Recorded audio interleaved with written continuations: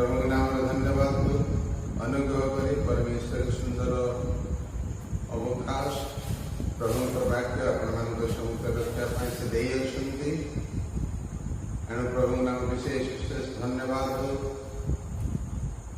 आज समय आज मंडली को देखिले परमेश्वर गोटे वाक्य मो हृदय देते जहाँ कहवाई प्रभुंर पवित्र आत्मा द्वारा चालित हो एक कहवाई उचित मन करी आपण सम्मुखें ये प्रसंग को रखापी जाऊँ। आज प्रसंग हूँ वर्तमान मंडलीर परिस्थिति। वर्तमान मंडलीर परिस्थिति आज मंडली को यदि आम देखू आज मंडलीर उन्नति आत्मिक उन्नति सब प्रकार आयोजन करा सभा समितिर आयोजन करा कॉन्फ्रेंस आयोजन करा बाइबल स्टडी आयोजन करा महिला समिति युवक समिति सब प्रकार आत्मिक सेवा कार्य आयोजन करा किंतु समस्त सेवा कार्य मध्य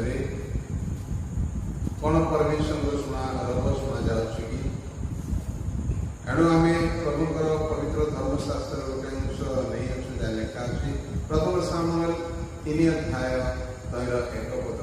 प्रथम सामुएल 3 अध्याय तैर 1 पद। से समय बालक सामुएल एली सम्मुखें सदाप्रभुंर परिचर्या कले। से काल में सदाप्रभुंर वाक्य दुर्लभ थिला, प्रकाश्य दर्शन नथिला। से समय सदाप्रभुंर वाक्य दुर्लभ थिला। ओडिया लिखा अच्छी दुर्लभ जहाँकि सहजरे मिलू ना। वाक्यर दुर्भिक्ष कहले अत्युक्ति हेब ना। वाक्य मिलू ना। सदाप्रभु क्या द्वारा कथा कहू न। सदाप्रभुंर वाक्य पाइबापी लोक मैंने एणे तेणे अस्तव्यस्त हेले सदाप्रभु क्या द्वारा से कथा कहू न। इंग्रजी लिखा अच्छी And the child Samuel ministered unto the Lord before Eli, and the word of the Lord was precious in those days. There was no open vision. लिखा अच्छी the word of the Lord was precious in those days. अन्य अनुवाद में लिखा अच्छी the word of the Lord was very rare in those days. प्रभुंर वाक्य मिलवा अति कुत्सित भाव में मिलूला बा प्रभुंर वाक्य मिलू नथिला कहले भूल हेब नाही। प्रभुंर वाक्य आज मंडली रे आज दुनिया रे कौन प्रभुंर वाक्य आम पाखे आसी पहुँचुची ना बालकों वाक्य ना प्रचारक वाक्य ना सभा समितिर वाक्य कहा वाक्य आम निकट आसी पहुँचुची। प्रभुंर वाक्य पहुँचाइबा समस्त प्रकार उद्यम चलुची। रेडियो माध्यम टीवी माध्यम पत्रिका माध्यम समस्त माध्यम को व्यवहार कर व्यवहार करने वाक्य को पहुँचाइबा किंतु ये सब वाक्य कौन सदाप्रभुंर रब अच्छी कौन सदाप्रभुंर स्वर अच्छी कि मोर प्रिय भाई आओ भौणी मैंने सदाप्रभु किसी कहूना से चुपचाप अच्छा नीरव अच्छा कहा द्वारा मत कथा शुना मंडली समस्त कार्यक्रम प्राय कहारी परिवर्तन लक्षण देखा जाऊनी। 20 वर्ष 30 वर्ष 40 वर्ष 50 वर्ष क्रिस्टियान है जब गोटे सुजोग दिया किसी कहवाई कि पदे कथा अनेक लोक मुख दे बाहरी पार ना कारण वाक्य ना। मोर प्रिय भाई मैंने सदाप्रभु नीरव अच्छा मंडली रे परमेश्वर वाक्य शुभा जाऊनी केवल बालक प्रचारक वाक्य शुभा जाऊ। प्रभु कथा न कहबार कारण दुईटा होता है दुई गोटे विषय होता है प्रभु न कथा कहबार कारण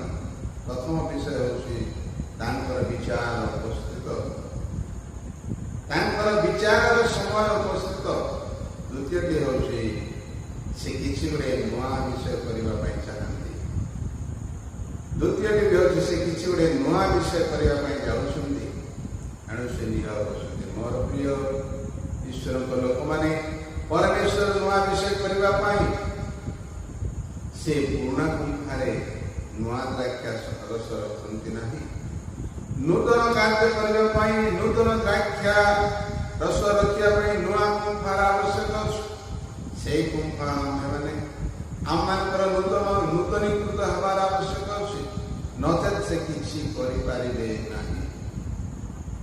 ଏଣୁ ଆମକୁ ନୂତନ ଗୁମ୍ଫା ହେବାର ଆବଶ୍ୟକ ଅଛି। ତେବେ ଯାଇ କିଛି ଗୋଟେ ନୂତନ କାର୍ଯ୍ୟ ହେବ, ସଦାପ୍ରଭୁଙ୍କର ରବ ଶୁଣି ହେବ। ଆଜି ସଦାପ୍ରଭୁଙ୍କ ରବ ମଣ୍ଡଳୀରେ ଯଦି ଶୁଭାଯାଉଛି, ଅନେକ ଲୋକଙ୍କର ପରିବର୍ତ୍ତନ ହେବା କଥା, ଅନେକ ଲୋକଙ୍କର ଜୀବନର ପରିବର୍ତ୍ତନ, ଅନେକ ଲୋକଙ୍କର ଆତ୍ମିକର ଜୀବନର ଉନ୍ନତି, ଅନେକ କିଛି ଦେଖାଯିବା କଥା। ସେଦିନ ପରମେଶ୍ୱରଙ୍କ ବାକ୍ୟ ନୂତନ ନିୟମରେ ଜଣେ ଲୋକଙ୍କ ନିକଟରେ ଉପସ୍ଥିତ ହେଇଥିଲା। ସେ ବ୍ୟକ୍ତି ହେଉଛନ୍ତି ଡୁବକ ଜହନ। ଡୁବକ ଜହନଙ୍କ ନିକଟରେ ସଦାପ୍ରଭୁଙ୍କ ବାକ୍ୟ ଉପସ୍ଥିତ ହେଲା। ଏ ଲେଖା ଅଛି ଲୁକଲିଖିତ ସୁସମାଚାର 3 ଅଧ୍ୟାୟ 2 ପଦ ଆଉ 3 ପଦ। ଏବଂ ଆନାନ ଓ କୟେଫା ମହାଯାଜକ ଥିଲେ। ସେତେବେଳେ ଈଶ୍ୱରଙ୍କ ବାକ୍ୟ ପ୍ରାନ୍ତରରେ ଜିକରିୟଙ୍କ ପୁତ୍ର ଯୋହାନଙ୍କ ନିକଟରେ ଉପସ୍ଥିତ ହେଲା। ସେଥିରେ ସେ ଜର୍ଦ୍ଦନର ନିକଟବର୍ତ୍ତୀ ସମସ୍ତ ଅଞ୍ଚଳକୁ ଯାଇ ପାପ କ୍ଷମା ନିମନ୍ତେ ମନ ପରିବର୍ତ୍ତନର ବାପ୍ତିସ୍ମ ଘୋଷଣା କରିବାକୁ ଲାଗିଲେ। ଜିକରିୟଙ୍କ ପୁତ୍ର ଯୋହାନଙ୍କ ନିକଟରେ ସଦାପ୍ରଭୁଙ୍କ ବାକ୍ୟ ଉପସ୍ଥିତ ହେଲା।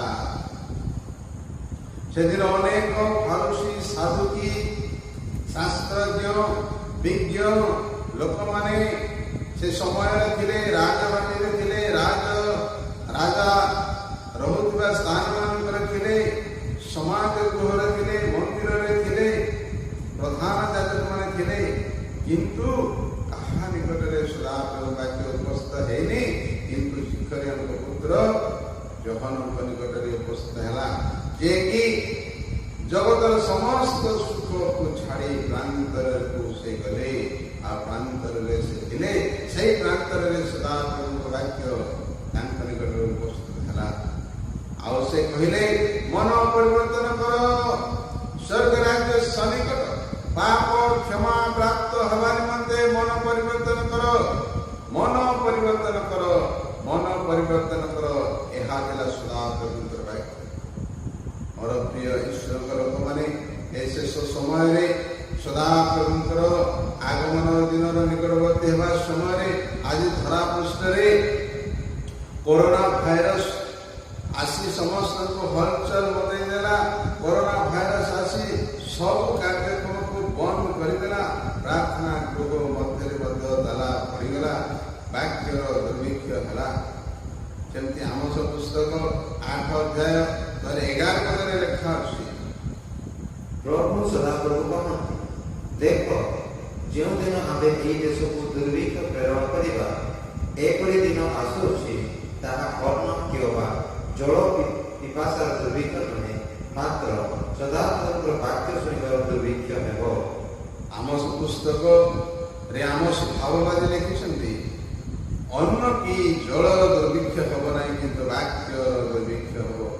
ବାକ୍ୟର ଦୁର୍ଭିକ୍ଷ ଆଜି ଆମ ମାନଙ୍କ ପାଖରେ ଆସି ପହଞ୍ଚିଛି। ବାକ୍ୟ ମିଳୁନି। କରୋନା ଭାଇରସ ଆସିଲା,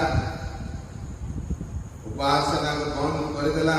ବାକ୍ୟ ଶୁଣିବାର ସୁଯୋଗ ସମସ୍ତଙ୍କ ହାତରୁ ଚାଲିଗଲା। ମୋର ପ୍ରିୟ ଭାଇ ଭଉଣୀମାନେ, ସଦାପ୍ରଭୁଙ୍କ ରବ ମାନଙ୍କ ମଧ୍ୟରେ ଏହା କହୁଛି ଯେ, ହେ ମୋର ଭାଇମାନେ, ହେ ମୋର ଭଉଣୀମାନେ, ମନ ପରିବର୍ତ୍ତନ କର। ଈଶ୍ୱରଙ୍କର ଆଗମନ ଅତି ସନ୍ନିକଟ। ସେ ଆସୁଅଛନ୍ତି, ତାଙ୍କର ମଣ୍ଡଳୀକୁ ନେବା ପାଇଁ ଆସୁଅଛନ୍ତି। ଯେଉଁମାନେ ପରିବର୍ତ୍ତିତ ହେଇଛନ୍ତି, ଯେଉଁମାନଙ୍କ ମନ ପରିବର୍ତ୍ତନ ହୋଇଅଛି, ଯେଉଁମାନେ ନୂତନ ହୋଇଅଛନ୍ତି, ସେମାନଙ୍କୁ ନେବା ପାଇଁ ସେ ଆସୁଅଛନ୍ତି। ଏଣୁ ସଦାପ୍ରଭୁ ବାକ୍ୟ କହେ, ହେ ଭାଇମାନେ, ମନ ପରିବର୍ତ୍ତନ କର, ମନ ପରିବର୍ତ୍ତନ କର। ପ୍ରଭୁଙ୍କ ଠାରେ ସମର୍ପିତ ହେବା ପାଇଁ, ପ୍ରଭୁଙ୍କୁ ସାକ୍ଷାତ କରିବା ପାଇଁ ପ୍ରସ୍ତୁତ ହୁଅ। ସେ ଆଜି ଆମେ କହିବା ପାଇଁ ଚାହୁଁନ୍ତି ପ୍ରଭୁ ତାଙ୍କ ଲୋକମାନଙ୍କୁ ଦେଇ ଯଦି କଥା କହୁଛନ୍ତି ସେଇ କଥା ହେଉଛି ମନ ପରିବର୍ତ୍ତନ କର, ମନ ପରିବର୍ତ୍ତନ କର। ମୋର ପ୍ରିୟ ଈଶ୍ୱରଙ୍କ ଲୋକମାନେ ଆଜି ମଣ୍ଡଳୀରେ ଆମେ ରହିଛୁ, ଭଲ କଥା, କିନ୍ତୁ ପ୍ରଭୁ ଚାହାନ୍ତି ମନ ପରିବର୍ତ୍ତନ କର। ସବୁବେଳେ ମନକୁ ନୂତନୀକରଣ କରି ଆମମାନଙ୍କ ଆଚାର ବ୍ୟବହାର ଜୀବନକୁ ଆମମାନେ ପରମେଶ୍ୱରଙ୍କ ତୁଲ୍ୟ କରି ପରମେଶ୍ୱରଙ୍କ ସାନ୍ନିଧ୍ୟକୁ ଯିବାର ଆବଶ୍ୟକ ଅଛି। ପ୍ରଭୁ ଅନୁଗ୍ରହ କରନ୍ତୁ। ପ୍ରଭୁ ଏହି ବାକ୍ୟ ଏହି ଶେଷ ସମୟରେ ମଣ୍ଡଳୀକୁ କହିବା ପାଇଁ ଚାହାନ୍ତି, ହେ ଈଶ୍ୱରଙ୍କ ଲୋକମାନେ ମନ ପରିବର୍ତ୍ତନ କର, ମନ ପରିବର୍ତ୍ତନ କର, ମନ ପରିବର୍ତ୍ତନ କର। ଏହା ହେଉଛି ଈଶ୍ୱରଙ୍କ ବାକ୍ୟ, ଯାହାକି ମଣ୍ଡଳୀରେ ଦୁର୍ଲଭ ଅଟେ, ଯାହାକି ମଣ୍ଡଳୀରେ ଶୁଭାଯାଉ ନାହିଁ, ଯାହାକି ମଣ୍ଡଳୀରେ କୁହାଯାଉ ନାହିଁ, କିନ୍ତୁ ପ୍ରଭୁ କହିବା ପାଇଁ ଚାହାନ୍ତି, ହେ ମୋର ଭାଇ ଭଉଣୀମାନେ ମନ ପରିବର୍ତ୍ତନ କର, ମନ ପରିବର୍ତ୍ତନ କରି ମନ ପରିବର୍ତ୍ତନରୁ ଉପଯୁକ୍ତ ଫଳ ଉତ୍ପନ୍ନ କର।